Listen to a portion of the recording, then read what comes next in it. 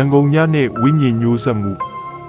ရန်ကုန်မြို့သစ်စီမံကိန်းတစ်ခု၏အေယာမဆောက်လုပ်ရေးစိုက်ကြီးအတွင်း၌မိဆက်တန်တစ်ချိန်ချိန်မှာညစ်နက်လေပို၍ကျဲလောင်လေဖြစ်နေသည်ကွန်ကရစ်တိုင်လုံးကြီးများမှာလာရောက်အောက်တွင်တချိုင်းနိုင်များကဲ့သို့ထောင်ထောင်မမတ်ရှိနေကြသည်တိုင်းရန်ဆရာကိုလင်းတယောက်ညမ်းစင်ပုံမှာမတ်တက်ရက်ရင်းအုတ်နေရန်ကိုအချောကင်နေသည့်အချိန်မှာည7:00နာရီခွဲပြီးနောက်နေ့တွင်အင်ဂျင်နီယာချုပ်လာစစ်မီဖြစ်သောကြောင့်ယနေ့ညပြီးအောင်လုပ်ပေးရမည်ဟုကန်ထရိုက်တာကမှာထားသဖြင့်ကိုလင်းတယောက်တည်းကြံနေခဲ့ခြင်းဖြစ်သည်ချက်နေရန်ကိုတန်လက်ဖြင့်ပုတ်တိုက်နေသည့်အတန်မှာတိတ်ဆိတ်နေသောပတ်ဝန်းကျင်တွင်အတော်ပင်ကျလောင်နေသည့်ကိုလင်းကဘေးနားရှိရေပုံးထဲမှရေကိုနေရန်ပေါ်သို့ပတ်လိုက်သည့်ထိုစဉ်သူ့အနောက်ဘက်လှေကားထောင်မှရှက်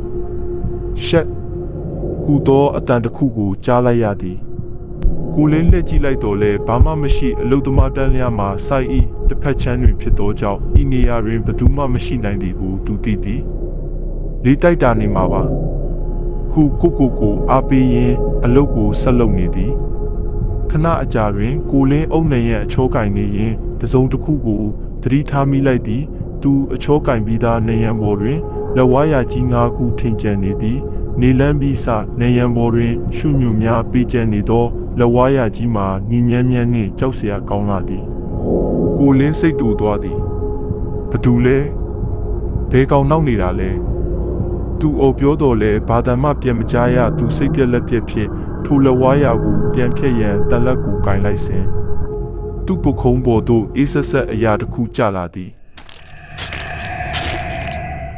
အနီရောင်သွေးဆက်များမှာသူ၏အဖြူရောင်အင်ဂျီပေါ်သို့အပေါ်မှစီးကျလာခြင်းဖြစ်သည်ကိုလင်းတုံရင်စွာဖြင့်အပေါ်သို့မော့ကြည့်လိုက်မိသည်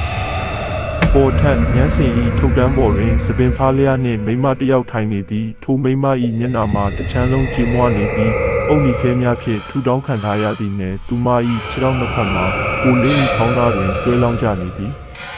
ကိုလင်းငါအိမ်ကိုဘာလို့ဖြစ်တာလဲ